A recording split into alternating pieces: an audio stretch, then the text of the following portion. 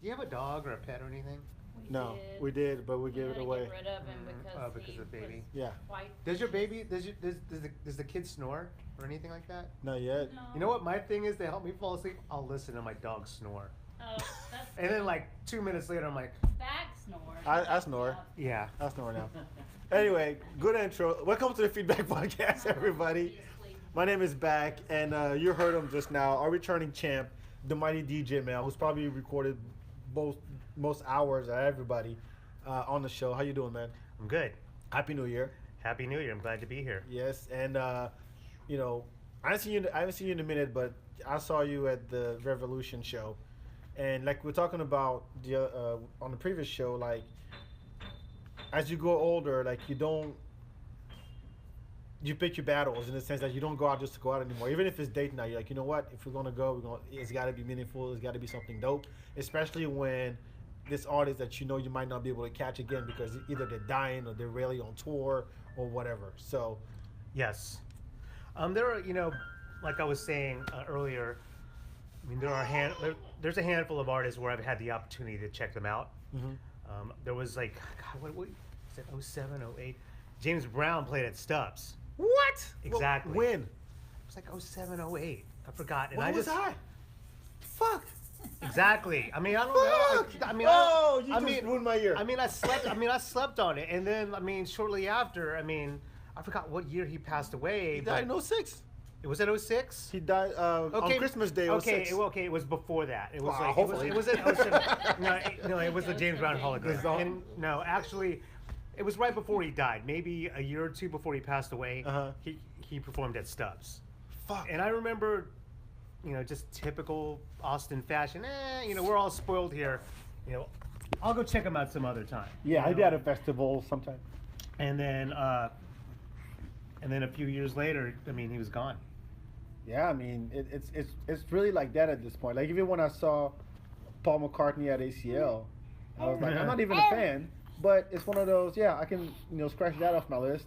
I saw Paul McCartney before either passes away or he's not gonna be performing again. I mean, the dude's like in his 70s now. Yeah, Easy. he's probably in his mid to late 70s. Hey man, everybody, real quick, introducing Baby Back. Baby Back is here. You want to say a word? Hello. Hello.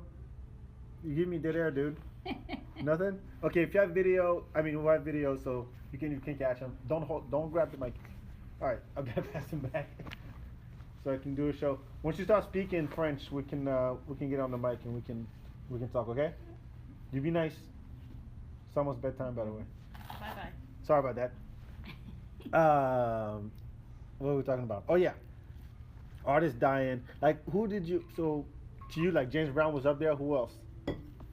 Recently. Geez, I mean, we've all had an opportunity to see Prince or Michael Jackson. I didn't get to see, either or. Oh, you didn't catch him? I just never, yeah.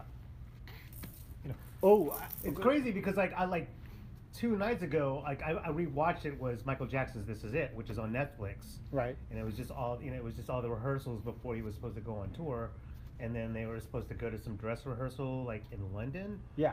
to start the tour, Yep. and then he dies. Yep. So they put all this work into this tour, the dancers, they interview the dancers and the musicians and the singers, and they're all super amped because they're part of this tour. They're working with Michael Jackson. It's a huge deal, and then Boom. he's gone. Yeah. Every dancer every dancer in the world started dancing was influenced by Michael Jackson some way or another. Mm-hmm. And like I remember when I saw "This Is It." That's the thing. Like you don't think about all the production and all the stuff that goes into putting a show like that, and then here you are working with Michael. And Michael, one line that really stuck with me, is that I think it was the way you make me feel, and he asked the guy on the piano. He goes, "No, you gotta let it bathe in the moonlight." Like that was his instruction. Yeah. to 'Cause the, I to the remember keyboard that. dude. They were doing kind of like this kind of swingy kind of version, Yes, kind of like a Sinatra type loungy version of it, and he was just like, the guy was kind of playing it straight, you know what I mean? Right. But he was just like, I want you to like I don't know. You know, he said, "Let it bathe in the moonlight." Yeah, That, yeah. that's the word he used. I'm like, how the heck? Like, if you don't, you're working with fucking Michael. Like, you're already up there. Like, there's a standard, and you have to know what that means. Otherwise, you're fucked. Yeah. I could tell that Michael Jackson is not like a musician. Right. I don't, he doesn't play any instruments. I don't think he could really read music. Mhm. I think James Brown was the same way, where he did not know how to read music or really play instruments, but he He did knew the how to same direct. thing where he would tell like the band, like, like he'll just sing it or like sing the Yeah. notes or I want it to sound this way, and the band would have to replicate it. Yeah. So. And James Brown had this thing. I was watching. There's a documentary on Netflix. Everything comes back to fucking Netflix. Check Yeah. out. Where's he? There's a documentary about James Brown where when James Brown, when he was on stage, and he would go like this. He would like go 5, 10, 15, 20, Mhm. and he would do that to a band member. That means I'm taking 5, 10, 20, $25 out of your paycheck because you fucked up. Wait. Yeah, that's so crazy because James Brown was that crazy. Yeah. He would like He was to that find that- like his like band, like his musicians, if they were late or something like that. I was just watching that Tina Turner, like that Angela Bassett movie. What's Love Got to Do with It? Have you ever seen that? No. Oh, dude, with Lawrence Fishburne. With Lawrence Fishburne. As who? he's like Ike Turner. This dude's He like plays Ike Turner. he is out, dude. This movie is like, pardon my French, it's fucked up, and like, dude, he's like beating her up. He's like just like finding like, Lawrence Fishburne as Ike Turner. yeah, dude, he does a good job. Sounds like a bad joke, but Like okay. I read somewhere like that, like as far as like villains in a movie, Uh-huh. he's up there with all those like. I mean, Ike was an asshole. We all know that, but I didn't know Lawrence man, Fishburne was playing this that. movie, dude. There's a part, not to give away the movie. There's a part where this is towards the end of the relationship, where they flew to Dallas Uh-huh.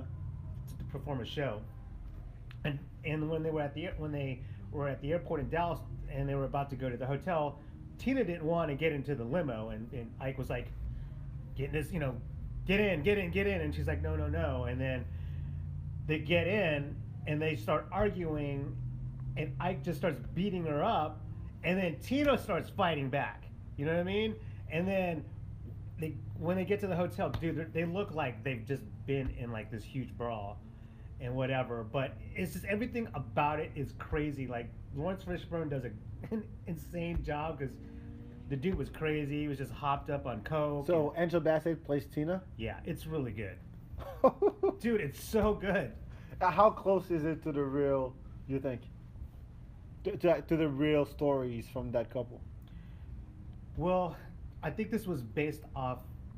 Is it based on Tina's story? Yeah, it's based on her book. Okay. And then there was one point where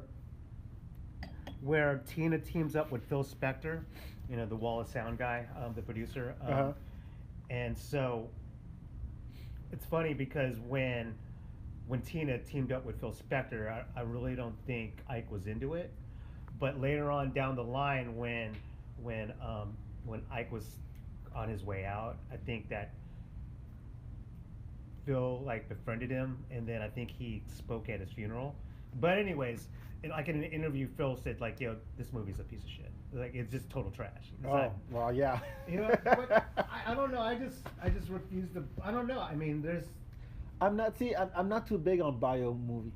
Like I started watching the James Brown one with Black Panther. That's how I call it. Yeah. Right. So I started watching it, and the first thing I do before I even watch the movie is actually no, I do it as I'm watching the movie. Is did this really happen? Like James Brown meeting Bobby Bird in jail. Is that really what happened? And so while I'm watching it, I'm actually fact checking the damn thing because they can take whatever liberties they want when it comes to a biopic. What was another one that came out? I never saw the Biggie one. Oh, I didn't care for it. I never cared for the Tupac one. Yo, those are trash, dude. And You know what I the mean? Queen one that just came out, I didn't care for it either. And I I love haven't Freddie seen it. Mercury. Yeah, I haven't seen that, but yeah, the Tupac one and the Biggie. What's so funny about that movie that the same dude who plays Biggie in that Biggie movie plays Biggie in the Tupac movie. Well, I hope they would. I mean, for continuity, the they have same to. dude. Well, I mean, is Snoop anywhere? Are you in the Oh, Tupac one? Is it the guy from NWA? What's fucked up about the Tupac movie is the guy that played Snoop in the Tupac movie, they overdubbed Snoop's voice. Huh? Yeah. Oh, see, no, I can't. That's weird. So the only one maybe that was okay was the NWA one. And here's why. That was good. So the only part that I hated, and I knew I knew watching it that it was gonna come down to that, is so they introduced Snoop, right? So this kid plays Snoop, and then at one point they go to Dre's house, and Dre starts playing the Nothing But a G Thing beat, and all of a sudden Snoop goes 1, 2, 3 into the 4, and then the song comes up, and I'm like, is that really how it happened? Because I doubt it. It wasn't one of those moments. You see what I mean? Like they try to make it like it was all organic, and then there was this magical moment where Dre played 2 seconds of Nothing But a G Thing, and then Snoop just got the lyrics right then and there, and I'm like, no, that's too much. That's Hollywood shit.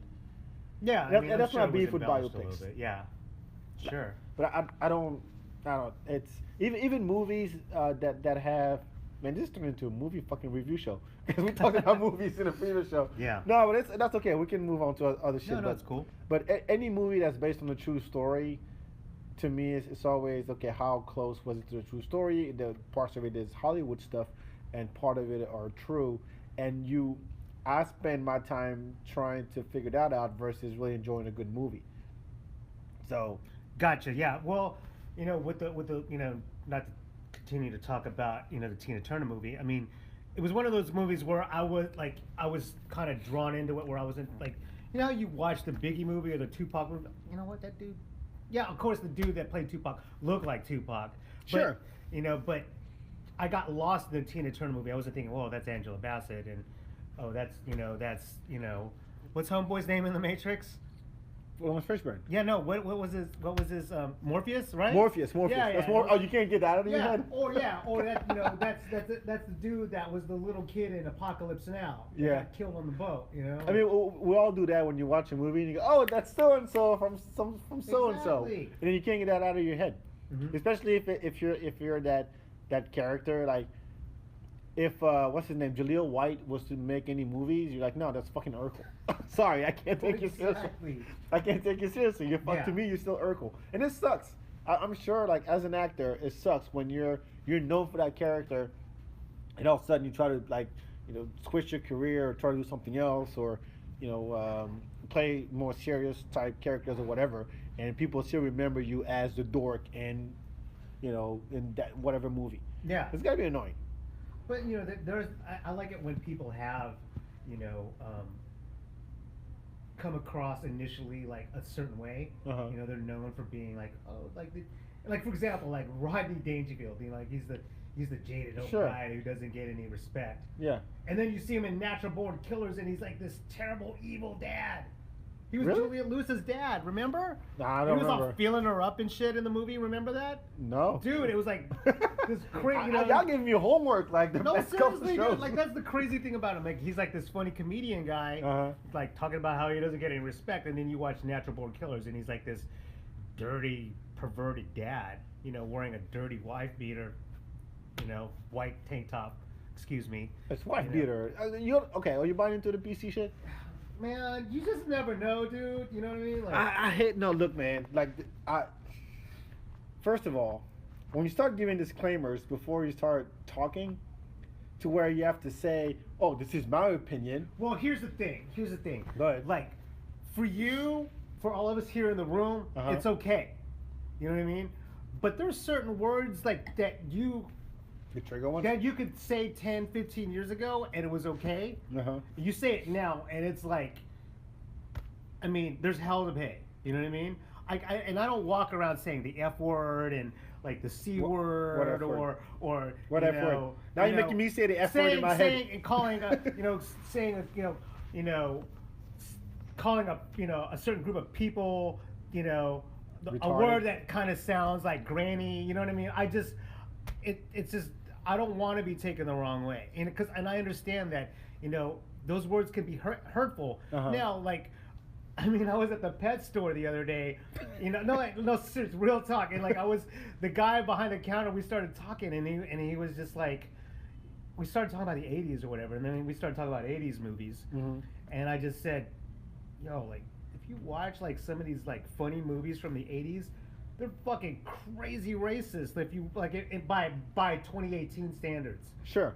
you know what I mean, like, and we were just both kind of like going back and forth about how it's just the landscape is completely different now, where I'm not saying we're sensitive, Yes. but we're more enlightened and there's a new consciousness No. now. No, listen.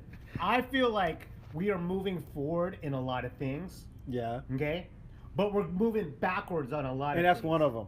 You know what I mean? Is that one of them? You know, like, I'm not gonna sit here and like talk about the orange guy and like what's going on with, we don't want to go there, but I'm just saying that. You can if you want to. No, I don't want to go there, but Okay, it's good. just that's for another time. But I feel like we're moving forward on a lot of things. I think sometimes the more we move forward, I think the more we're going backwards, and then we're also not simultaneously, we're getting more sensitive.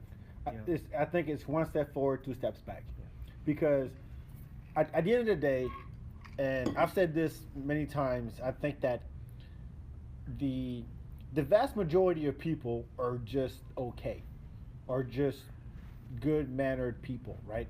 I think everybody to some degree, that's what average is. Like, we all, like, if you think of a bell curve, most people are in the middle, right?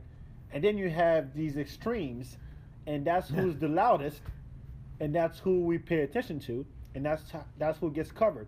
Every time you see a story on Huffington Post or CNN or whatever, and the headline reads, Twitter, this happens, blah, blah, blah, blah happened, and Twitter is angry. Or so-and-so eviscerates, blah, blah, blah, and I'm like, it's not everybody. It's just a few people who got nothing else to do, who just looking for something to be outraged about. Yeah. I mean, there's all this fake outrage, and here's the thing: everyone is so angry about They got nothing else to everything. do. Everyone has like, it's like everyone, like, I don't know, like a certain button's getting pushed, but that's so funny, and then it creates this outrage, and then like, where's the outrage 48 hours later? No, it's gone. It's gone. I mean, that's the thing. We're living in an information era, right? Yeah. Like, where we are bombarded with information 24/7 because we have these magical devices in our pockets called our phones, right? And to where at no moment you rarely take a moment to just sit back and look at the sky. When's the last time you did that? Yeah, yo, word up, like seriously, man. Let's Like, stare at when a was the wall. last time you? Yeah, like, I mean, I try to do this at like as much as I can. Where this, like, I usually do this when I'm like in my backyard with my dog. I'll just look up, and just And try to find shapes in the clouds. or just look at the sky, going like, this beats like my iPhone screen. You know what I mean? Like, I made a pledge, not a pledge, but I promised myself that anytime I'm standing in line, I won't pull out my phone. yeah, Whether it's at the grocery store, at the restaurant, wherever I'm standing in line, I'm not going to pull out my phone, because that's where it happens for everybody. And I just stand there like a human being and look around. no, absolutely. I had dinner with like this old school friend of mine a couple months ago, maybe longer than that, and we were sitting at this restaurant, and I'm like, what the fuck did we do like in the 90s when we were sitting in the dentist's office? Like, what were you doing? Like, You grab a magazine from like 5 years ago. oh yeah, like, what was I doing like at the tire store when I was getting a flat fix? Like, what were we doing? No. Like, here's the thing, like, I feel like it's not okay to be bored anymore. When was the last time you really were bored? Think about it. I'm never bored. You know what I mean? I can find the think about smallest it. shit. We just have this problem with being bored, or we have this problem Being alone with not- ourselves. Yeah, not being occupied. You know Yeah. what I mean? Like, I have this thing about social media, Oh, here we go. Not to no, this is not funny, but Oh, like, come on. not to get too deep on everyone. Like, Please. I remember when I was a kid, like my neighbors, like 4 doors down, it was like, brother and sister, and I used to play catch, like football, Mhm. with the guy, and I was friends with his sister. It was cool. We were like in middle school or something, and I just like they were like half white and half Asian. So mom was like she was probably Korean, and like dad was white. Okay. But when this dude, like the dad would come out while we were playing outside, it was just like everyone, like everything stopped. You could tell this dude was just a mean guy. You know what I Mhm. mean? So mean, and I would see it sometimes, like how he would act. It was just weirding me out. So I just remember, like, you know, the guy's name was Floyd, and then his sister, like, they just hated their dad. I could tell, you could feel it, Mhm. And so many, many, many, many years later, my aunt moves into that house, and my cousin tells me, yeah, man, like, uh, in the closets of, because I was like, wow, man, you're living in like this house my friend used to live in, and she goes, man, you know what, Mel, like in the closets of this house, like in the bedrooms, the rooms that the brother and sister lived in, like Mhm. slept in, or was it rooms or whatever, they covered the walls with pen, like they would write about how much they hated their dad. Whoa. There's a That- plot for a movie. That is fucking social media now, because people like think about it. Like when people get slighted or something happens to them, what is the first thing that people do? They grab their phones. Yeah. I mean, granted, I am guilty of that. Maybe not as much as most, Sure. but I feel like it's like this, it's almost kind of like a part of like all these processes that we have every day. Like You get into a car accident, the first thing you do before 911 is like tweet. Yeah. Yeah, like no, like eating, like taking a picture of your food is part of the digestive process now. You know what I mean? Think about it, dude. No, it is. But here's the thing, you don't, like anybody, like we all know, too much of anything is not good for you, right? The problem with social media, I think, is that it's the same problem with the internet. It's just social media just made internet's problem even bigger. The problem with the internet is that when we were sold the internet back in the 90s, and they said, yo, we got this shit, it's a bunch of computers connected to each other, and with that you'll be able to communicate with people from all around the world. There's going to be this highway of information, and there's going to be a lot of stuff on there you'll be able to research, and there's a browser called Netscape, another one called Internet Explorer, whatever, right? Right. And you're like, oh, that's dope, right? And people are like, okay, that's cool. Now you have access to all this information, the good and the bad information, or the violent information, or the inappropriate information, right? Then you add social media to it, where we go, oh, check this out. We got this thing, and now you'll be able to connect with your college buddies and your high school friends from back in the day, and be able to catch up and be able to know what they're up to, and they can post pictures and videos, and you'll be able to share your life with the rest of the world. So talking to everybody and nobody at the same time. Great. And then now it's like, kids have committed suicide because they're bullied online, and people are so attached to their phone that they have to go to rehab. There are rehabs in Japan where kids go to because they're addicted to their phone. They made lanes on the sidewalk for walking with your phone down. Yo, don't get me started. Seriously. Because like I see it all the time. Like I see so many people running to poles and running to manholes. Like that's the one thing. Don't ever cross the street while you're playing on your phone. Like put the phone down. Like it'll be the best 5 seconds you'll ever spend, because people are always running red lights. You know, like it's ridiculous. But I think this is my take on social media. I think it's like this portal, if you will, or this way of people to convey how they don't like change. Let's just think about it. Think about what people are posting all the time. It's all about how it's either like something that's changing that they like, or they're talking about change that they don't like. Think about it. Okay. Think about it. People are always complaining about the traffic here. I am one of those. Sure. Like people are always complaining about the orange guy, you know, and they're always Well, it's politics. It's yeah, movies, they're it's- complaining. sure. You know, it just like It's a complaint platform. yeah. I mean, that's basically what it is. It's like it's this space where everyone could either embrace it or like talk about like liking it, or most of the time it's disliking it. You know, think about it. It Like, is. you know, And- people complaining about like, well, today's rap music sucks compared to like, you know, '90s hip hop and, you know, and like, Old man. like yeah, like Florida Georgia Line sounds like fucking crap compared to like Hank Williams Sr. or whatever. No, but you know? but again, you're giving everybody a microphone. You're giving everybody a absolutely. loudspeaker, and you're going, go at it and express yourself, right? But here's the thing.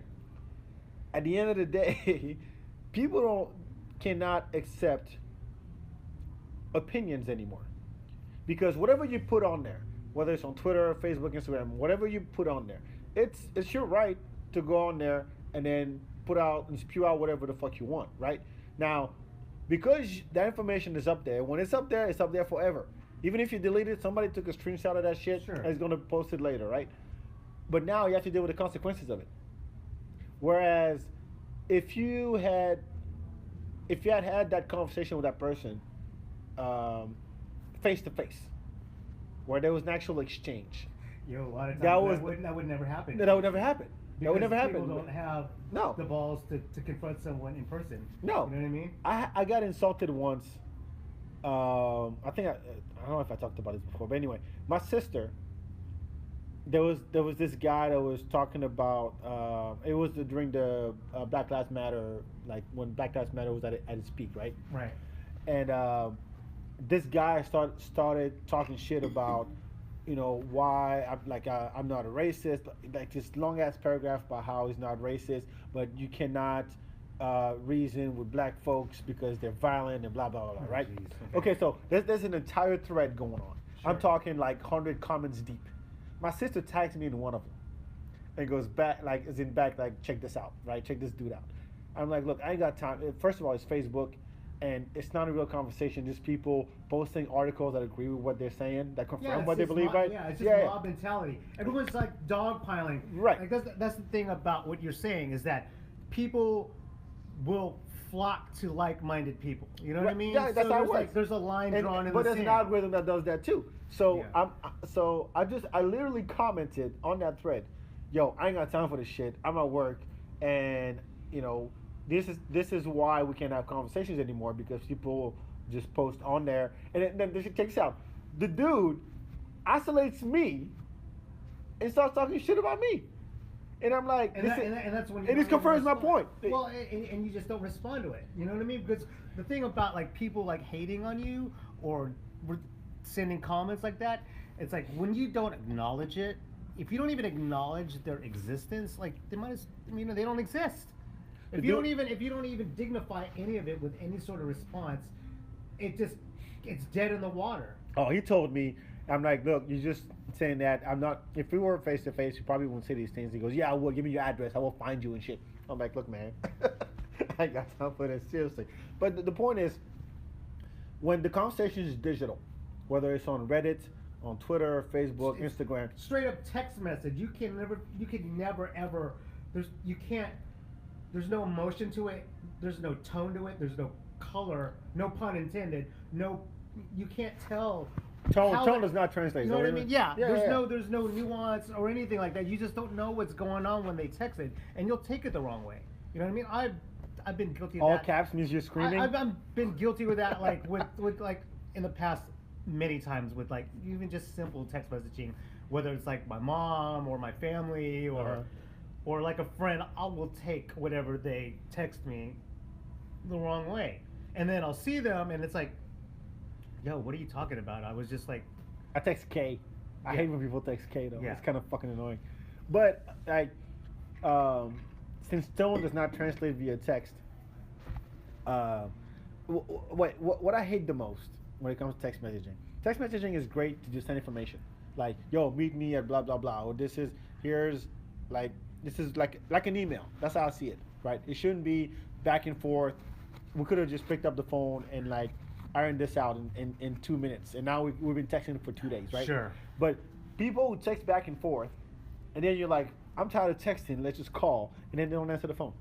You ever get this shit? Yeah, I mean, dude. I You're can't guilty of judge. that? I'm guilty of that. I always think people to throw their phone across the room like fuck this shit. I'm like, no, let's just finish this over the phone. Yeah, I mean, I was talking to a buddy the other day from out of state, and he expressed those words. He's like, I'm not a real I do text, but I'm not really big on it because I want to talk to you because whatever I say could be misinterpreted or whatever. So I'd rather just knock it out in 30 seconds and then it's done. And we're both on the same page, and there's no reading into it, and I'm with it.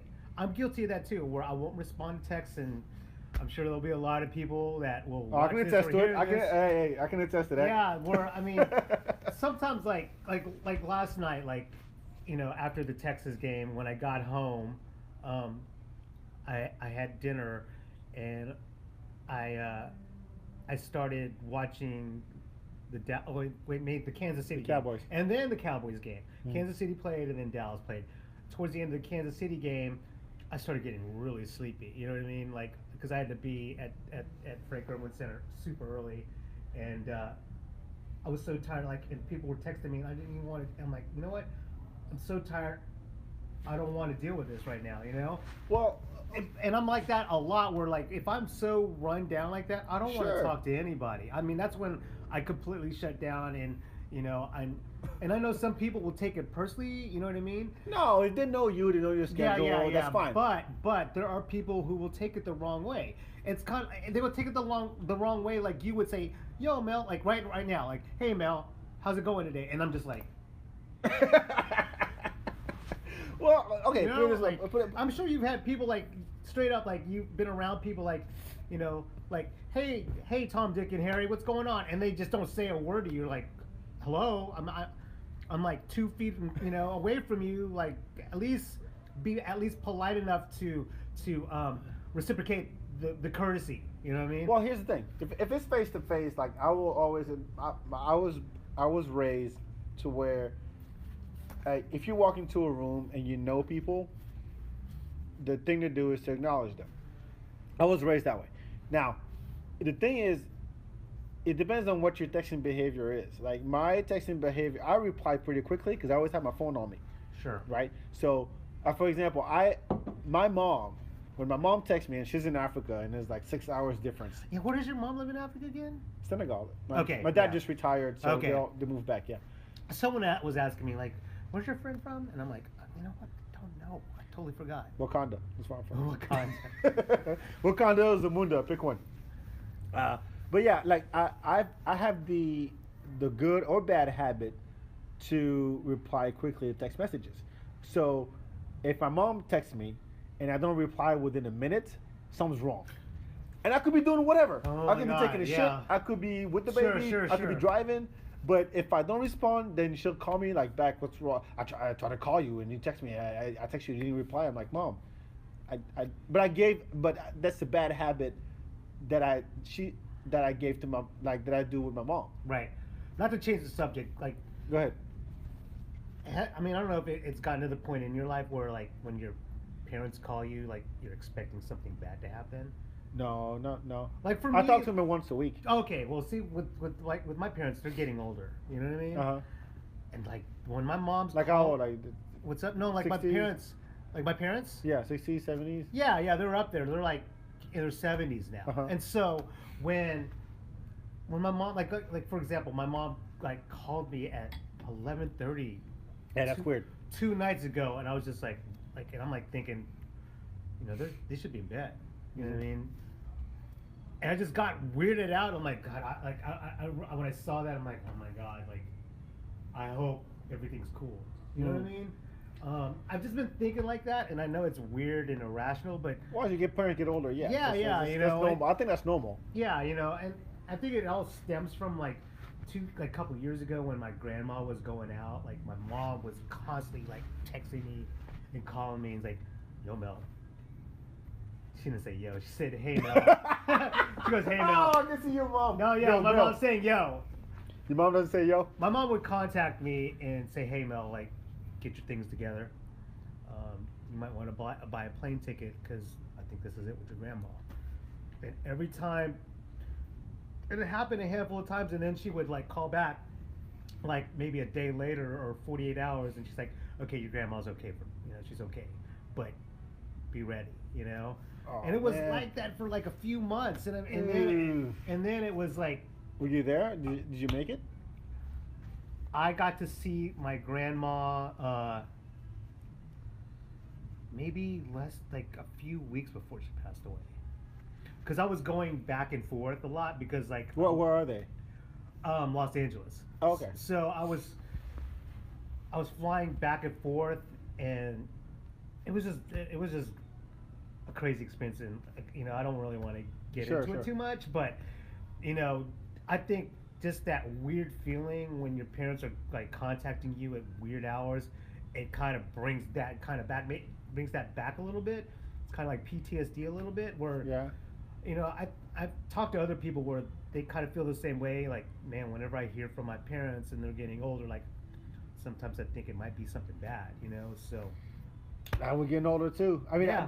what I've done. So my parents, my dad just retired, 40 years at IBM. He's the reason why I'm in Austin, because he got the job. I mean, we're in Africa, in Senegal, and he said I got a job in France, so he moved to France. 15 years later, got a job in Austin, so he moved to Austin, right? So been here 21 That's years crazy. almost. Yeah. So he's the reason why I'm here. He retired last summer, and And then he pieced out. He's in in Senegal. Senegal. Yeah, Okay. but he doesn't sit. Like it's like I'm still gonna be working. He's trying to do consulting business now and Yeah. write a book, all kinds Right. of stuff. Anyway, he's a workaholic. That's just how he is. Yeah. And so this past Thanksgiving was we're like we had told each other as a family earlier in 2018, like, look, Thanksgiving we're all gonna get together again, right? So this past Thanksgiving everybody came. So my younger brother who lives in California came. My sister who lives in New York now. Hmm. She came down. My I young think I've met your sister a couple times, right? yeah, of course, yeah. So everyone did Marcy go and the kid? Did, what? Marcy- We're all in Austin. Oh, They all came here to Oh, Austin. to Austin. Okay. I Yeah, thought y'all my went to older Senegal. Okay. no, my older brother is here in Okay. Cedar Park. My youngest brother is in Australia, and he came, and my parents came from Africa, right? So that was the first time we were all together in maybe 5 or 6 years, and I hadn't seen my mom in 3 years. I talked to her every week, but I hadn't seen her in 3 years. So That's she wild. came for they all came for Thanksgiving. We had our Thanksgiving was like it was so much fucking fun because we're loud, we dance, we play music and all that stuff, and like we were trying to come up with the Thanksgiving meal with the menu, and my sister goes, you know what, I would have bolognese. I don't give a shit, and I'm like, no, I can make that. My brother goes, no, I can make it, and then it turned into a bolognese sauce contest. So all four of us made our own sauce, right? And my parents were the judge. Wow. Well, So that's cool. that was our Thanksgiving, right? That's awesome. And so after that, so they were here for like a week or so, and after that, my mom flew to New York with my sister to stay there for a few weeks, right? Hmm. Before she went back to Africa, and I'm like, and literally, the week before Christmas, I'm thinking, you know what? I'm gonna surprise my mom. I'm gonna buy a ticket to New York. And I'm gonna surprise her. The ticket was like $800 or some shit. Right. Last minute ticket. I was there. I went to New York for 48 hours. I show up. I surprised her in the middle of a Target on 34th Street, and she was like, "What's going on? What's happening? Where's the baby? Why are you here?" And she almost hallucinated because she'd been tired and shopping and all that stuff, and her health is not. You should have like worked out something with Target where you got like a Target like shirt and a name tag, or like, ma'am, can I help you?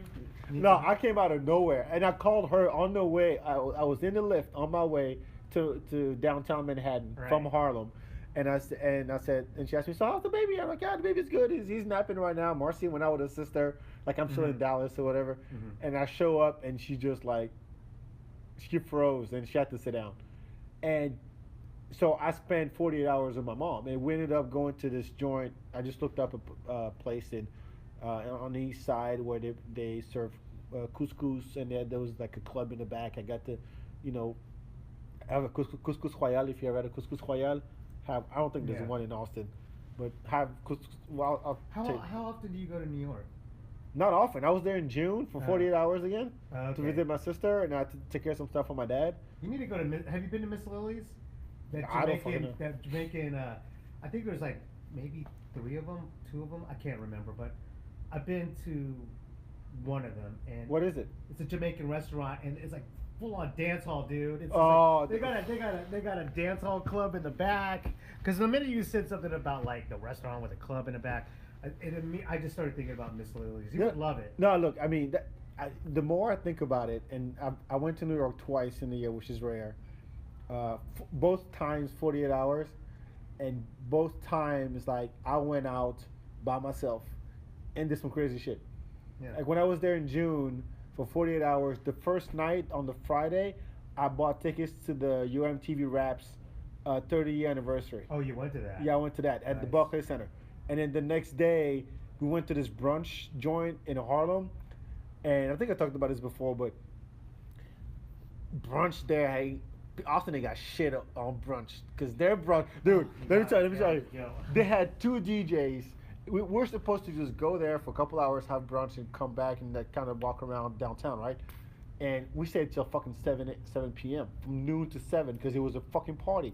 Yeah. Two DJs playing dancehall, hip hop, old school, zouk, Caribbean music. People were dancing on tables.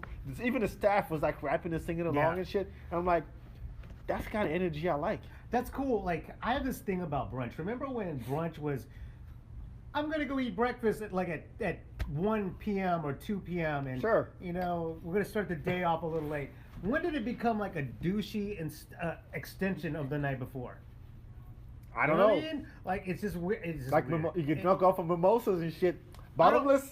I don't want to hear like peak hour, like 2 a.m. dance music while I'm eating my pancakes. No, but that's not the thing. Is that now that as you get old, first of all, the crowd there was probably 32 plus. Maybe I would say 32. What, in New York? In New York. No, I'm not saying that. I mean, that's fine. Yeah. That's fine. In general, I mean, like brunch is like this thing. I think we're at a point now where we're trying to monetize everything. If you compare going out at night, which is mostly, I won't say reserved, but it's mostly younger kids in their 20s that do that. Now the day party is where it's at.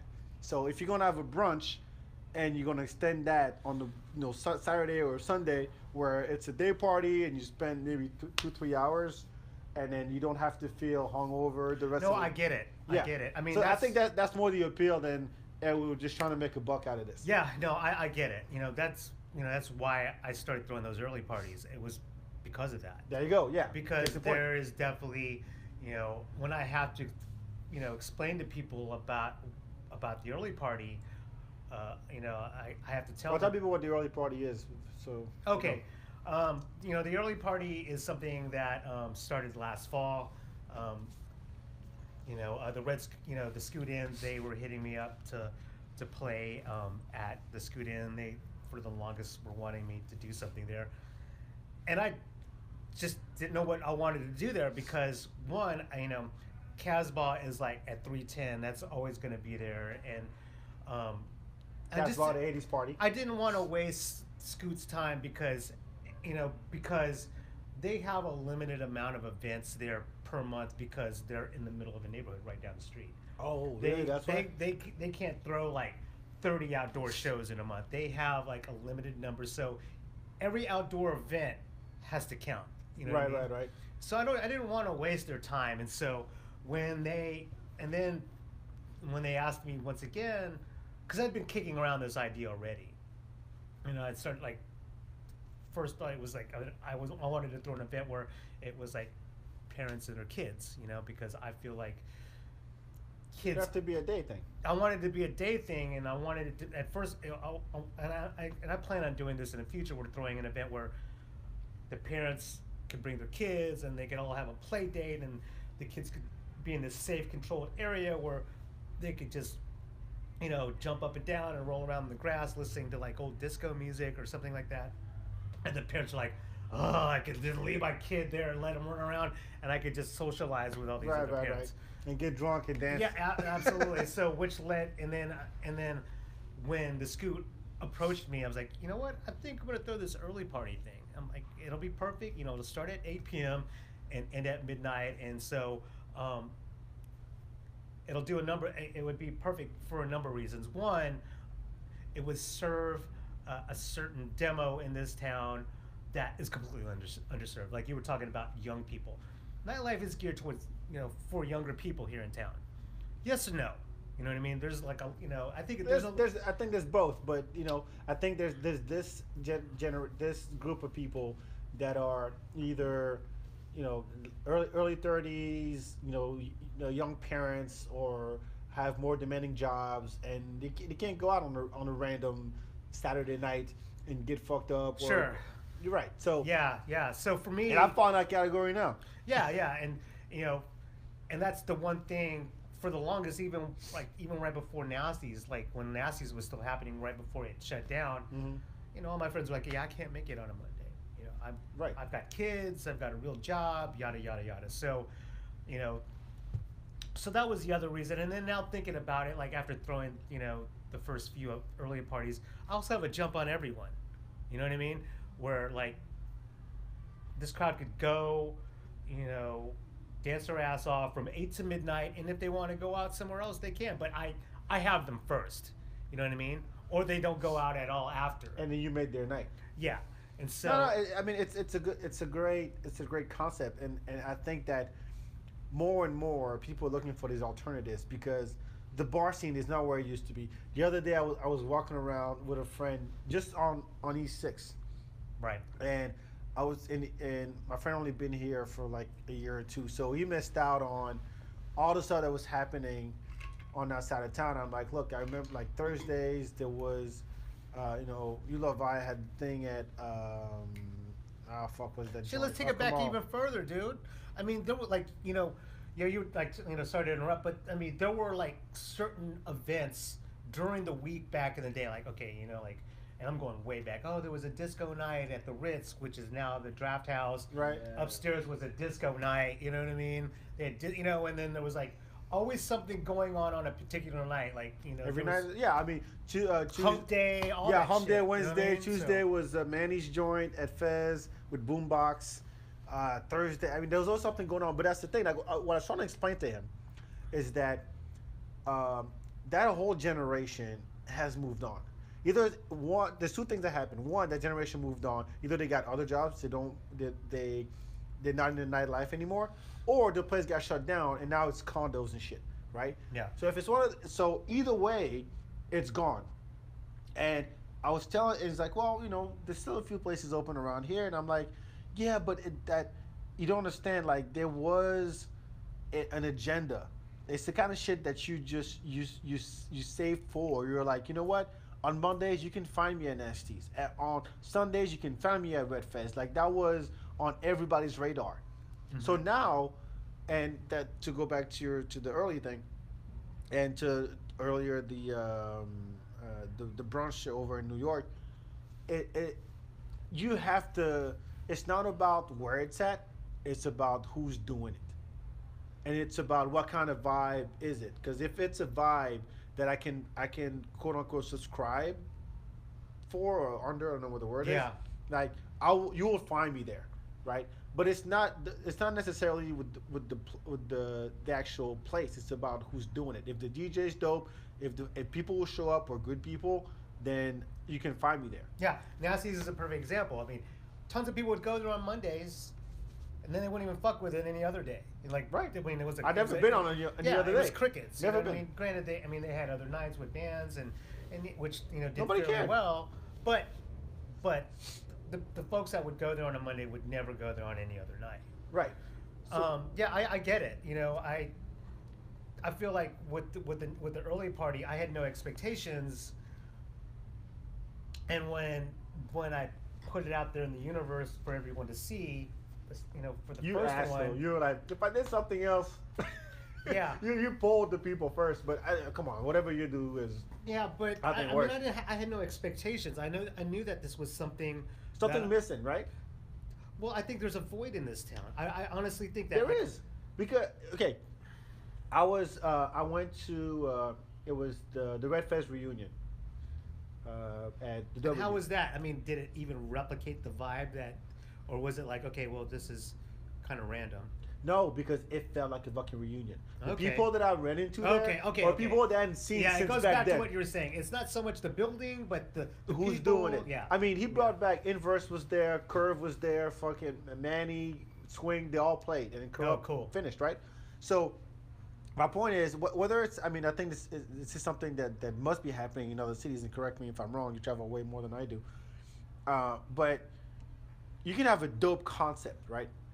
That's outside of, hey, I'm just going to go out and go to a bar, right? Or you're one of those people who can afford to open a new spot, but in your vision of that spot, you don't want it to be just another bar. And I think that the mistake that a lot of bars here in Austin have made is that they started off as, yeah, we're this cool new kid in town, Yeah. and then within 3 months they're just another bar. Yeah. I mean, that's kind of like most bars that kind of like want to replicate this up. Like they want to either have like this high-end upscale experience It's where Austin. it's like kind of like exclusive, Yeah.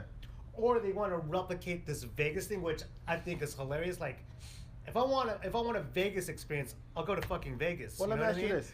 So, but the thing is, the two things in common with those two situations is that it just goes downhill after that, and it's just like you were saying, it's like any other Dirty Six bar, or Yeah, it like does.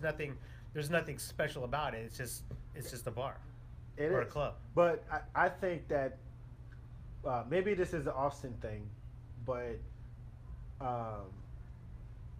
bigger cities that Austin would actually aspire to be at this point, now that we're growing so fucking fast, they have the luxury of, or the opportunity to have places that are unique. Maybe the place that you just told me, the Lily, whatever. Yeah, but So- that's a Jamaican restaurant. No, That, no, so, but- that, no, that no, but I mean, so think- happens to have Look. a little bar in the back, you know. No, but can you name a place that you go, look, if I go to New York or LA, like there's no other place like that spot. No, yeah, I mean there are places That's what I like mean. that. That's what we don't have here. Because I don't think that we have, like for example, if I were to open a Miss Lily's in this town, It wouldn't work. no, well, People don't know what well, dance hall no, is. no. Maybe it would because just the, and I hate the word foodie because, dude, if there's one word that gets under my skin, it's foodie because I feel like that's just basic. You call yourself That a word is foodie, viral. I can't stand that word. dude. It's like it's basic. But anyways, I think with the foodie culture or the restaurant culture here, I think it would go over well because the food there is good, and so by like coincidentally they'll have a reggae bar in the back, like a dance hall club. Mhm. I could maybe see that happening here. Maybe not so much on the dance hall shit, but on the strength of their food. I think it would fly, but yeah, you're absolutely right. I think there are a few things here and there in this town that are kind of close to that idea. Like there's that whole thing at Austin Den every Thursday. It's called Secret Garden, and Brett Johnson, which is a triple OG Austin / Dallas house DJ. Uh-huh. He's a world-renowned house producer. He lives here now. Mhm. He lived in Berlin for many, many years, and he was like, you know what? I'm a Texas guy. I'm married. I have kids. I'm moving to Austin. I'm moving back home. Mm-hmm. So he lives here now, and so he has this weekly over on E6, and it's a place called Austin Den, and it's like this tropical-looking garden place, and it's just like, if you want to go hear real house music, that's where you go. I never heard of it. Yeah. So- Alex, have you heard of this place? I've heard of it. I just haven't. Oh, Yeah. All right. The point is that if you're not unique in your space or in the event itself, based on who's doing it and who's actually either performing or who's throwing it or whatever, people don't give a shit. So you have to give me a reason to get out of my house. Yeah. Well, I was. You know how you have those moments? You're you're in the shower and you just think crazy stuff, just random stuff. You have that light bulb moment in your head. Uh-huh. When you're in the shower. I had one of those. Right. I mean, Oh, please share what you do in the shower. Well, yeah, I think about what it like. I mean, because I don't DJ out that much around town anymore. I don't like grind it out Yeah. like 4 or 5 nights a week like I used to in the past. So I keep thinking of what it's like now, where um, you're having to play 5, 6 nights a week, and what that must be like, and what the crowds are like. It's like I wonder if and there's so many guys that are doing it. Where are you? How can you like have that experience, that unique experience like that you want, and then also be able to make money? You know what I mean? Because Sure. like I feel like if you're on Rainy Street and do like, tell me if I'm wrong. Anyone who listens to this, tell me if I'm wrong. I feel like it would be hard to really express yourself musically, and then please the people that go to those bars. I mean, look, that I've had so many DJs on the show. You've been on many times. It's this constant battle of having an event where you can actually do what you want to play, versus what the establishment tells you to, and also in the crowd. And it goes back to what kind of environment you want to be a part of. And I think that I would think that bigger cities will give you that opportunity. Yes, I think so. Yes and no. It just depends. Like, I want like all my DJ buddies. I want them to all do well, and I think they have this dilemma where, like, they have this dilemma of like being able to do what they want, Sure. and then having to like cater to the crowd, or like bend to the will of the bar or the venue. Mm-hmm. And I tell each and every one of them, like, why don't you start coloring outside the lines, and why don't you don't look at Rainy Street, don't look at like West 6, don't look at all the obvious areas in town, and look outside the box. Like, well, go set up at a tortilla factory, dude. You know what I mean? Like, I'm serious. Go, like, I had this dream, like, even, like, back in the day, like in the 90s. I'm gonna set up shop at Ken's Donuts. I'm gonna set up in the little eating area, dining area, Uh-huh. and I'm gonna like invite all my friends. Yo, I'm gonna be playing some hip hop music or whatever. You guys come out, eat some donuts, sober up, have some juice or whatever, Mhm. and then and we'll all go home. Something I still haven't done, but no one's even doing stuff like that. Like, I don't think people are like going, okay, you know what? I'm gonna think outside the box. I'm gonna DJ at the fucking DMV. You know what I mean? Or, real talk, dude. Like, dude, everyone's just sitting there unhappy. Why don't you just play some music and let them dance while they're waiting to renew their registration, dude? People are I'm looking outside the box. at the like, Travis County office. exactly. Like, I was on the phone because I needed to renew my registration on my scooter, and the guy's like, "Yo, dude, this thing lapsed a long time ago. You're gonna have to come over to our airport location and renew it." I'm like, I'd rather eat glass than like go to that place. It's miserable there. Yeah. So why not make it like this fun place where, you know what? Like, yeah, I have to go to the Travis County office. Yeah, there's this wait, but you know what? There's gonna be a DJ there, and they're gonna play music, and there's like a taco truck outside, You know or what whatever. I'd like to you see? know what I mean? Now that you mention it, I was thinking about every restaurant, and this is my ode to New York City, because I think that's where I'm meant to live. I'm just scared to live there because everybody tells you. Because I've only been there like in small Doses. in small doses. But if I live there, maybe I'd be miserable. I don't know. But every place that I ate at had dope music. I mean, when you're Yeah. if every place, seriously, from the African restaurant on Lenox in Harlem to that couscous joint in downtown Manhattan, and they were playing, and I mean, to where you're singing along in between bites. Yeah. And DJ or no DJ, but I would actually prefer if you could pay somebody to actually do that. Or they're killing it, to the point where, like, what the fuck is this? Yes. So there's a few places here in town that do that. I mean, you go to Wu Chow or any place where Sure. Tatsu's joint, any place you go where the owner or the manager is a hip hop head or a music head, period, you're gonna hear some dope stuff, right? You know a place that really kills it musically, like as far as like curation. Uh-huh. I don't know if you've been there. Have you been to the Line Hotel over on Not yet. South Congress and Where Radisson used to be, right? Yeah. No, I haven't been yet. Dude, Really? murdered it. Like I played a wedding there right before New Year's Eve, and I was sitting in the lobby. Like they have this coffee house there, and I was just kind of going through all the music I needed to play at the wedding, and I was like listening to the music overhead. I'm like, I was just like, whoa. I would love to have that job. Seriously. Yeah. I would love that. Like curate music for fill in the blank. Yeah. Probably not a was- retail yeah. joint. Actually, I don't know. It depends on the retail joint. If you tell me to play, Yeah. Hip hop at Barnes and Nobles, I probably won't be able to do that. But what I'm saying is, if you're trying to come up with like a place where people want to go to, and music is part of the experience, why not pay somebody to do that? Seriously. And I was thinking barbershops. Why there's no DJ at a barbershop? Yeah, well, yeah, that's a great place. I Why think, not? I think space is an issue. I mean, Yeah, that's true. yeah, I mean, like I know of like You a can- couple barbershops where they have the space. I went to this one barbershop and I didn't know anything about it. Dude, have you been to like it's on South First and Stastny? It's called South Austin Barbershop.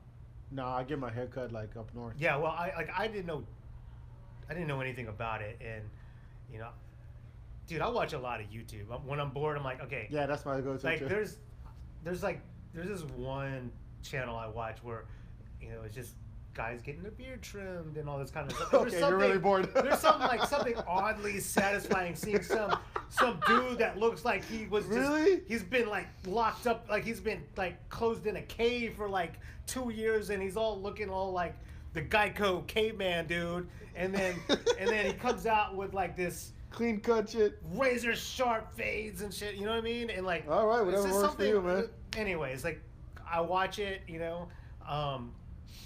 and they had an episode where they were at this barbershop in Austin, and the guy who cut this guy's hair, it was the same thing. The dude looked like he was like on a desert Like a island for caveman, yeah, and then after he was said and done, the dude was just looking sharp, and it was South Austin Barbershop, and then I Googled it.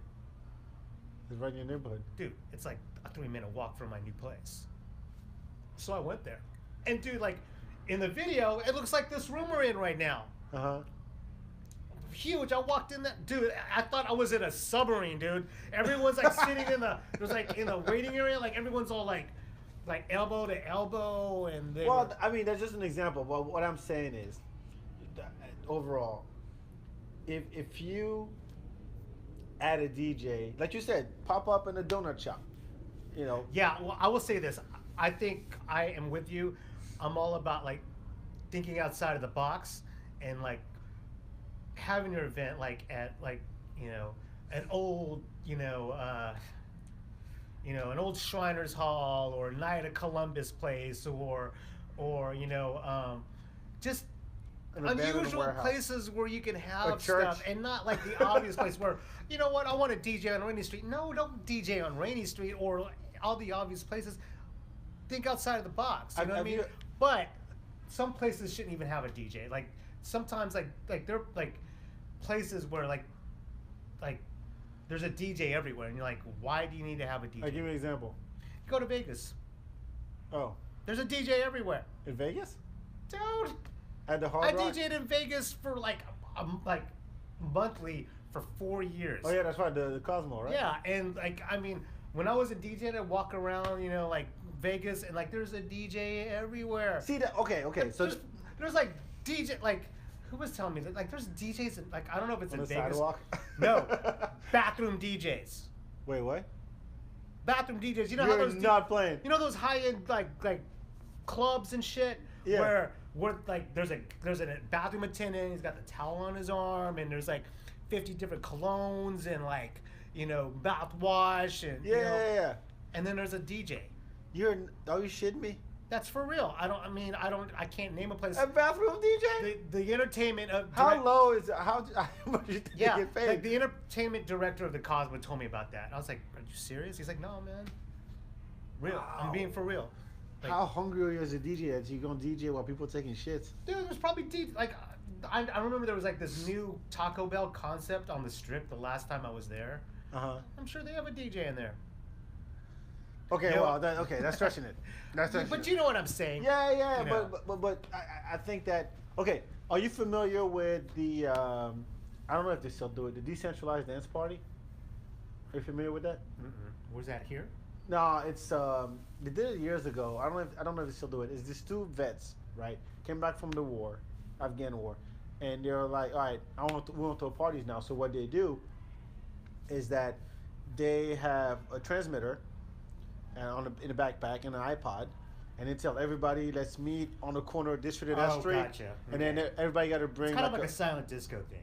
no. Everybody brings a boombox. You have to turn into a frequency. Yeah, it's Yeah, like and it's the same concept, but you could hear it. Yeah, and they just like dance in the streets. So they just walk around the streets. So they did it twice a few years ago. They did it one time during South by, and then the last stretch was right down 6th Street. So you're talking hundreds of people just dancing in the streets, no drinking, no eating or anything. Right. And with boom boxes, ended up on the Capitol lawn. So our point is, it's about how unique that is. Like there was nothing else like it, and where you look for something else than just go to a bar. Now, Yeah, I'm 100% with you because I feel like, you know, we're at the saturation point with DJing, and just you were talking about like the information age, and nothing's a secret anymore. Musically and this, that, and the other, and I feel like, and I was saying, it gets old. I mean, in a way, a lot of people are doing the same thing. You know what I Right, mean? and it gets old, and you're not, just because you have a bar in that building doesn't make it special. It doesn't. Yeah. And like I remember the first time I went to the Do Over, I think it was at on the corner of like 5th and Lavaca at the time. Oh, the one I threw where we got The one I got shut down almost? I Yeah, threw yeah. the first Yeah, two yeah. over, and like some guy in a high rise called and we got busted at 8 p.m. No, but like that alone, like there was nothing else like it, and it was already happening in California or wherever. Yeah, right? yeah. And then you I brought mean, it down. I did it with the guys from LA. They asked me like, "Hey, Yeah, we want to do the Rhett Matic do-over." was here, and some other guy, It Big was Junkies. it was Rhett Matic and JT Donaldson, who now lives here in Austin. God, who was the other guy? There's somebody from the Beat Junkies, wasn't it? Yeah, it was Rhett Matic. I thought it was somebody else. Oh, it was Rhett Matic and Babu. Yeah, Babu was there. Yeah, There you from go. Dilated Peoples. Yeah, I remember. So Yeah. that something like that was unheard of, right? Party during the day, with food and everything, and you're just chilling. There was no drama until the cops showed up. But anyway, the point is, you gotta have something else than just going to the bar. At this point. Yeah, and it's hard because and when I mentioned about thinking outside of the box, it's getting harder and harder to think of ideas. Yes and no. I mean, Now, what's the last thing you saw? You're like, holy shit! Like this is dope. This is unique.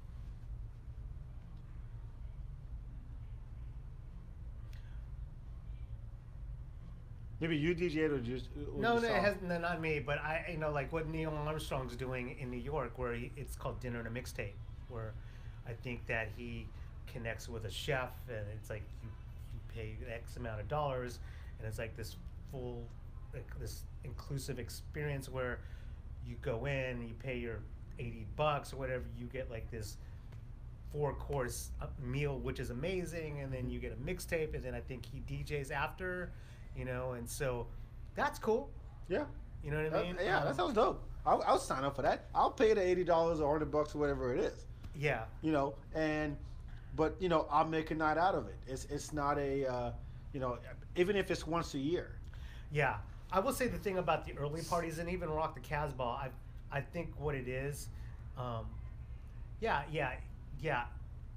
Obviously, it's like me playing early or me at the 80s parties playing 80s music, and not to sound cocky, but I definitely also think it's my connection with the people that go out to those events, because I feel like the one thing that I have in common with a lot of these people, they've lived in Austin for a really long time, so they were probably seeing me like in the 90s. and second, they're older, and yeah, and Or like to hear 80s party and you just go. yeah, there's that too, but what I am seeing at Casbah and at the early party, a lot of the folks, they're like, a lot of them are walking up saying, "Hey, dude, I used to go to Nasty's or whatever," or like I did. Like I'll mention two occasions where people walked up to me. The first one was I had to play this gala for the Austin Police Department. It was like their year-end gala where they were giving awards to all the officers that went above and beyond, And granted, I only played for 15 minutes because the ceremony lasted so long. But I had like two cops, like, they're like, "Hey, dude, I used to go to Nasty's in the 90s." And they're like straight up cops, dude, like. I was busted you once. Yeah, and then the other one That'd be funny. was the guy who owns, one of the owners of Home Slice.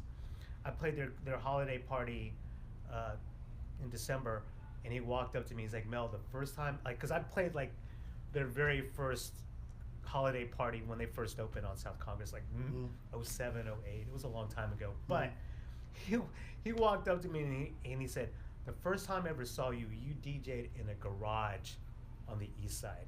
And it was like, this is back when house parties were a thing. Oh yeah, I remember those. You remember that? Yeah, like, house parties. Like, dude, like everyone would just go to house parties, and it's like, yeah, you were playing in this garage. And I was just like, really? And I had to think about it. It was so long ago, but I think I think the folks that are going to Casbah and like whatever I'm involved in, I think they have that to reference to, and that's why they come out. You know what I mean?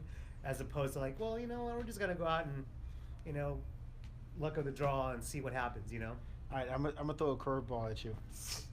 We've been talking for an hour 15, but it's okay. Yeah. Are you gonna keep playing R. Kelly?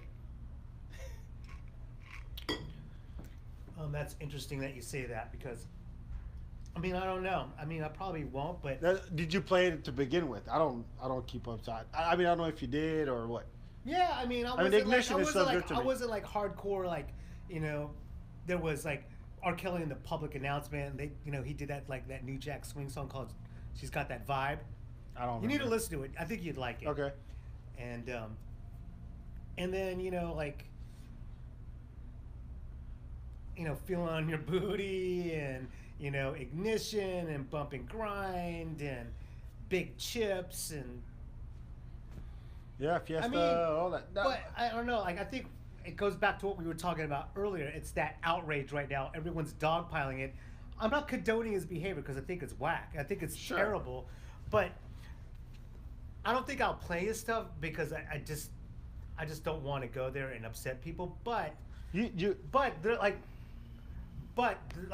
a lot of people are able to separate. I don't know, like with like whether it's Michael Jackson or James Brown or Kanye going crazy, or just you name the artist, like James Brown. Like if you like, Turner. They were able to separate the art from the person, the artist. Yeah. You know what I mean? And so, I personally think, like, my feelings with Michael Jackson, like, I love the guy. I feel like, my take on it is that we just had a lot of opportunistic people that were like, okay, you know what? My kid's hanging out with this guy. I'm going to try to, like, I don't know. I don't know if it's 100% true. I don't think it matters when it comes to his music. Yeah. It just, because, like. He didn't talk about it in his songs. Yeah. I heard R. Kelly did. Yeah, I heard a comedian, like, say, like, like a lot of music, if you were just to hear the lyrics and take the hot beat away from it, they'd be outraged. But when they're at the club and they hear the beat, they're like, dude, they're all about it. To the window, to the wall, to the sweat drip down my balls. Yeah. Skeet, skeet, skeet, skeet. And women are just going at it. I just think, time and time again, we could apply just the same kind of energy to, like, everyone that's out there already. If you were to, like, use that, like, if you were to put, like, use that standard or hold, like, every musician and artist to that standard, we would hate everybody because, like, I don't want to meet 99% of the artists that I like. You know what I mean? Because a lot of them they're suck crazy. as people. Yeah. Real talk, like, dude, like I found out that that there's this jazz trumpet player that I love. His name is Lee Morgan, and he played with Coltrane and all that kind of stuff. But anyways, his girlfriend like killed him like while he was performing or something like that at a club in New York back like in the 70s or something like that. And and it's because they were either arguing because he was cheating on her or whatever. And it's just like, I don't want to know that about you. You know, like, you're an amazing musician, and like, how you play, it's very emotive, and I feel a certain way when I hear it. But when I hear that you're like this, this philanderer, if you will, and sleeping around, and like, it sometimes it's kind of hard to separate. And like, that's like with R. Kelly, even though cheating on your significant other is totally different from like what he's been accused of or he's charged with. Those are two different things. But I don't know, like I said, I don't want to meet like most of the people that I admire musically. Okay, so have you ever gotten backlash for what you played? Ever? Let's say somebody was having a bad year, whatever artist was having a bad year, you dropped a song, and then someone came up to you and confronted you about playing that song. Has that ever happened? I mean, there's been scandals for everybody and anybody over the. I mean, since fucking. Yeah. I will not name. Where I played it. Sure, but what did you play? Who was it? It was Rock and Roll Part 2 by Gary Glitter. And what the fuck happened to him? Well, that song's huge. I mean, you've heard it like at sporting events, and you hear it everywhere. It's a famous rock song. But he's like a what's he like? What, a pedophile? Was it a pedophile or something like that? Yeah. He's like this known pedophile, and so I played it, somewhere, and person walks up like, "Why are you playing this?" I'm like, hold on. Was it a private event? Was it a yeah. Let's just say it's a private event. And, okay. And so I played it, and the guy walks up like, "Why are you playing this?" And I'm like, the guy who hired you, or just some random dude? No, just some rando. And so, why? And he's like, "Well, this guy's a pedophile," and I'm just like, you didn't know? You knew and you played it, or you didn't know? I knew, but it was one of those things where like, it's not like Michael Jackson where everyone's like, "Oh my God, he's a pedophile," or whatever, or what R. Kelly's going through right now. I think with the whole Gary Glitter thing, it happened. I mean, this like it kind of came to light before the social media thing even that was a thing. Sure. So it was easy for that to bubble under. It's a great song. You know what I mean? I don't think. At the end of the day, that's what matters. Yeah. And but to go back to what we were talking about earlier about the outrage thing and the bell curve, most people didn't care. That one guy felt the urge or felt the necessity to come up to you and confront you for playing that song. So, who are you trying to please? That one dude, or most people who didn't say shit? Or even if most people there cared and didn't confront you, they didn't do anything about it. They were just like, look, it's still a great song. I see it from many angles here. Like, for one, maybe he has some past experience where it triggers something in him. Yeah, but it's not your responsibility. But, you don't have to serve I get it. But then again, there's something selfish about him because, so you want me to ruin everyone else's time to please you. Yeah. This is it's an age-old thing about DJing where it's like, you're never going to please everybody. There you go. I've already resigned to that. I'm just not. I'm just like I've had to let that go. Like if you want to hold on to that, and you're like a DJ, then you're gonna live a miserable existence because you're never gonna win on that one. Yeah. So if I bet you if tomorrow you play the Ignition, I don't think anybody would care. It's funny because I played Ignition and Bump and Grind at the Home Slice party, but this is way before that all that stuff went right. down. So I'm saying if you did it now, like it's still the part that I don't like about this story, and this goes back to, separate the art from the artist, which is a big topic going around right now. So whether you're talking about Michael Jackson, you're talking about Elvis, you're talking about Talk about Rick James, Rick James, you talk about Ike locking and up Tina girls, Turner. yeah. You talk about any major artist that I would think most people consider like either a legend or someone, They've all done dirt, dog. Yeah. No, they all You know what I did. mean? I mean, you got to be crazy in the head for some reason to be that good of an artist to some degree, right? Yeah. Everybody got some fucked up. They're human. Exactly. But then again, yeah, I but- mean, but I'm I not don't- condoning any of that. No, behavior. we're not. But what I'm saying is, the fact that now what I don't like is that they want to destroy everything that they've contributed, and they make a difference between someone who is about it in their private life, and brings it to their public life. So R. Kelly having all these songs about young girls and very explicit and very graphic type of lyrics, was exactly what the shit he was doing in his private life, but he brought it to everybody, but at the time nobody cared. People were like, yes, it's fucking R. Kelly. He's the Pied Piper of R&B. That's blah the blah other blah. thing. Like, Yeah, when you that's listen to his creepy as shit music, too. He's cooing you into that shit. Now he is. You listen to all But you his songs, you're accepted like, it. yo, he's actually like. But just, why is it that back then it was okay and now it's not? If you take away, and maybe that's hard for people to do. If you take away social media, if you take away the outrage, it's like, okay. I was listening to Too Close the other day. To The song, what? but next Too Close. Oh. Step back, you dance, say come close, feel a little poke coming that's- through. yeah, Yeah, dude, feel I a love little that poke. song. Like that's That's fucking my rapey. shit. But they still dropped the song and people still dance to it.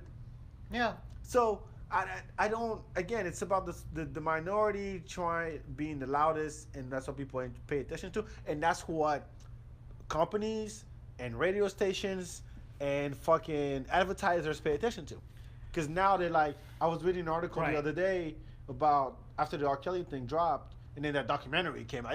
If there was no Yeah. documentary, nobody would give a shit.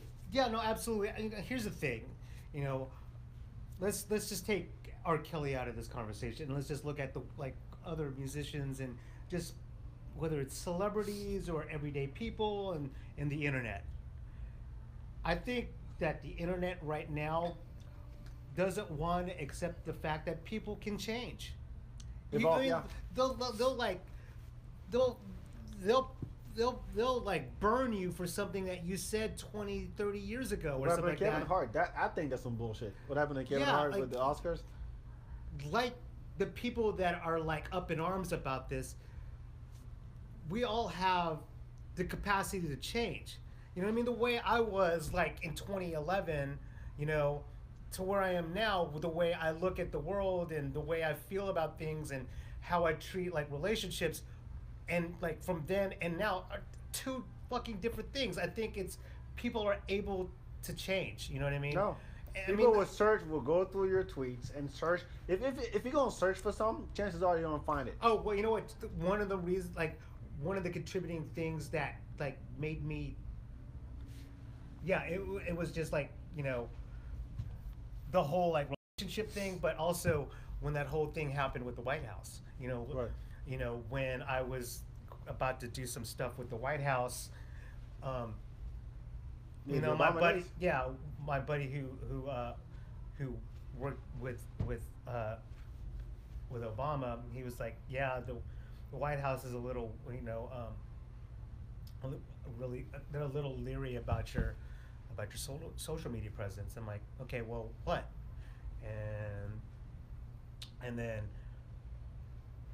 then I forgot what happened, and then You got someone to faggot? no. Whoa, you said the F word. Oh, well. But anyways, I get this huge manila envelope, a real thick one in FedEx to me, and I open it, and it's every tweet I ever posted that Holy shit. that they found That was inappropriate? questionable. Oh, wow. inappropriate.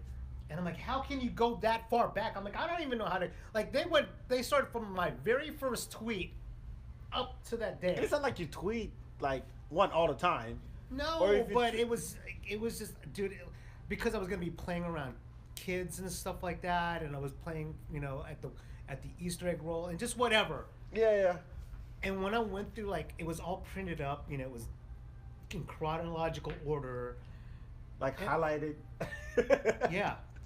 Oh, I was embarrassed. I was embarrassed because I was like, I can't believe I said this stuff. It had nothing to do with him or the president.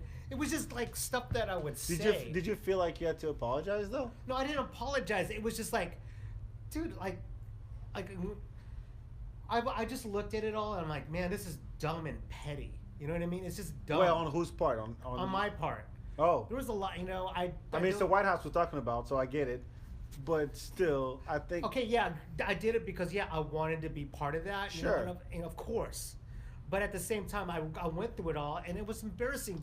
It's just embarrassing because who I was then and who I was at the time were almost two different people. It was embarrassing, like reading some of the stuff I tweeted. It was just dumb. You know what I mean? It was nothing offensive. It was just dumb stuff, just dumb things about me, like complaining or whatever. He was an angry DJ back in the day. If you guys don't know.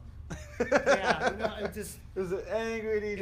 It was just embarrassing, you know, and so, I think that was part of just growing up, you know. And, Right, but I mean, the fact that you're not able, I mean, the stories like that, you see them all the time, whether you're talking about Louis C.K. Or R. Kelly. Well, okay, I don't think he's evolved, but the thing is, if you can, I believe that if you're going to have a certain response to somebody's behavior and also have a judgment on their art and their contribution to culture, music, what have you, right? I think you should be consistent. yeah, you need I to think keep the so. same energy. That's the thing about outrage on the internet and people judging other people. I feel like, I'm not saying everyone, See, this is. I'm not saying everyone, but there are a lot of people on the internet that have like this electron microscope type vision when it comes to scrutinizing people. When they need to turn that microscope around and like put it on themselves. But you know what's sad? What even sadder is that most people are like that on the left. Or I mean, without I It's don't. on I, both sides. No, but I want to get into politics and all No, that. but But I that- think it's gotten worse on the left in terms of outrage and shit. Because when you start talking about different pronouns and social justice warriors and all that bullshit, that's mostly on the left side. But what sucks is that, like we were saying earlier, the internet had this great promise and this great, vision of connecting people, bringing people closer, and it's doing the opposite. Where now you're part of a camp, you're part of a team, you're on team Black Lives Matter, you're on team, Trump, you're on team Democrats, you're on Yeah, team well, R. Kelly, I'm with you. and the fact, and it feeds your like whatever platform you're on. That platform feeds into and confirms your viewpoints and your Sure, team. sure. So that doesn't help. That's the thing about the internet. It just dehumanizes everybody. Think about it. Right, it does. It's like, I like Biggie, you like Tupac, you suck. Yeah. Or like, I'm a But- Longhorn, you're an Aggie, you suck. You know. But even if I said that, like, okay, you suck. That's my opinion. So what? Yeah. But we can talk it out. But you know what I'm trying to say? It's like, you're a Blood, I'm a Crip, or whatever it is. We put labels on people to dehumanize them, but once you sit down and talk to them, you realize that you have more in common than what you don't have in Yep. common. You know what I mean? I agree. Like, yeah, I'm guilty of like, yo, dude, you go to A&M, you must suck. You know what I mean? Like, I feel that way. Dude, I You're ride a for... Cowboys fan. Fuck you. Yeah, I ride, I ride for... Sorry, dudes. Like, yeah. Like, I'm a Giants fan, and you're a Cowboys fan, you must suck, and you're like subhuman, and whatever. You know what I mean? It's easy to do that on the internet because you could throw that rock and not get hurt. You know what I Yeah. mean? As opposed to, like, if you were to just sit down and talk to the person who has the opposing view or is into something that you don't like, and then you sit down and you're like, and it always happens. You find out that you have a lot in common with that person because you see them as a human, as opposed to like being the Aggie fan or being the Cowboys fan or or No, I being mean, being the uh, West Coast hip hop fan, or whatever, I'll say this, and we want to wrap up here soon. And I've said it many times. The problem, if you could solve America's problem, I think you take it at the root is the inability to have a conversation. If you take that, if you no, hold on. you know what? Just get rid of the internet. No, that won't work. Think about it. Like, think about how many No. people would still be alive if it wasn't for the internet. Think about it. Like, think about all the stupid people do for attention You on call the them stupid? internet. Oh my God! How dare you call them stupid? You know what I mean? Like the stupid things Or that commit people suicide do. and get bullied Like online. they'll do like all sorts of crazy stuff to get clicks and then they get hurt or Yeah. whatever. Think about it, like, and I'm guilty of this too. You Imagine check, this. when you post something, you check your likes like 5 minutes later Of course, we all do that. But I'm just saying, like, while taking a shit. think about this. Like, this is the one thing I thought yesterday, literally yesterday. Think about it. There has never been more dancing than ever than now, because Dancing? yeah, think about it. People you would never expect to dance. Uh-huh. They're dancing because there's a fucking camera in front of them. Their phones in front of them. They're just doing it because there's a camera. Think about it. All the silly shit people do is because they have a camera and the internet's there. Because we have a phone in our pocket. Think about it. There's people you would never expect to dance that are dancing, That's a fucking good doing point. the nay-nay and, just... Okay, or any kind of challenge that's out there right now that goes viral. No, but I mean, it has its good and its bad, but we're seeing more of the bad than anything else, I think. Yeah, and so, I try to... And all this stuff, I mean, people will always tell you, well, think about all the movements that started thanks to social media and the internet. Black Lives Matter, and then the hands up, don't shoot or whatever with the Parkland kids. Think all of that. Yeah, great. And then being able to, catch information on social media before even it hits fucking CNN, because that's what they look at now. They don't really do any reporting. Just go. Twitter Let's go to our Twitter. I mean, the fact that an apology or a comment or a response can just be a tweet and not having to go in front of a microphone with a video and say, look, I'm sorry, I apologize because I said this, or this is what I meant, and you can just tweet, and that's your word, and that's what we take as official. That's nuts to me. I mean, that could be said about a lot of things. During South by last year. We got to wrap up soon, but go Yeah, ahead. no, I'll make this real quick. Yeah. But during South by last year, I played two big corporate events during South by, and they were like, yeah, we're gonna have DJ so and so at this one event, and then this other company was like, we're gonna have DJ whatever at this other party. And both times I was like, who are they? Mm-hmm. I've never heard of them. And they're like, yeah, our company's really dead set on having them. And it was all because of social media numbers. Does they have clout? They have clout? Huge social media numbers. Yeah. That's So, what matters. like, both times I opened for them. And, like, I just left. I just did what I do. You know what I Right. mean? And then they just couldn't follow it. You know what I mean? And then both clients, it was just coincidental. They're like, dude, why did we even book those two other DJs? I'm like, and I said, I could have told you that from the beginning. You know what I mean? Well, you've been hating, though. No, it wasn't hating. No, you would have been hating if you said, look, this motherfucker sucks. Yeah. Don't They were look just at so their married to Instagram the followers. idea. It's social media numbers does not equal talent.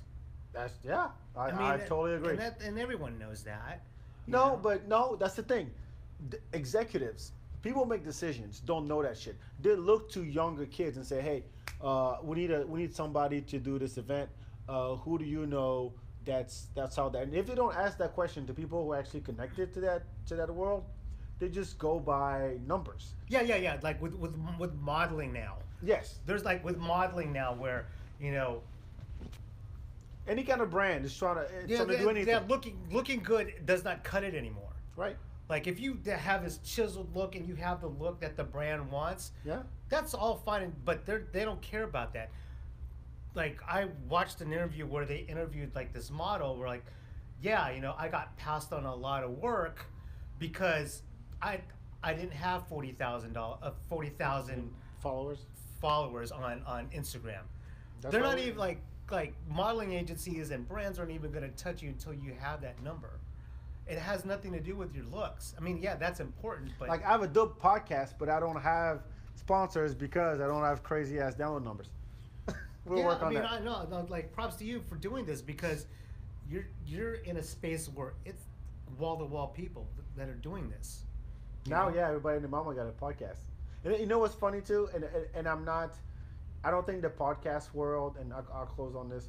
I don't think the podcast world is small at all. I think that there's room for everybody, and I don't think of it as competition. There's a lot of people actually who've been on my podcast and starting their own podcast, which I think is dope. And I just think that the more the better. But my fear is that podcast becomes just what TV was back in the day, where now, yeah, the barrier of entry is very small. Everybody can do one, and now advertisers are like, all right, where can we go and take control over this podcast? Because nobody's watching TV no more. Everybody's on Netflix. Oh, they're and on. They're demand on shit. to the next thing. Yeah. So It- I'm saying it's gonna turn in. I don't want podcasting to turn into that. Yeah. Where everybody got one. Now it's not gonna be saturated, but it's gonna get to a point where the people with the money are the one who are gonna drive the business and the platform, which I don't want that to happen.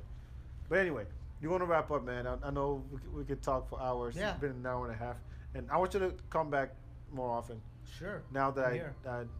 my kid is 1 year old, and I can't say that I'm freer, but 2018 was kind of rough, and I'm glad 2019 got. But this year. personally, or just in general?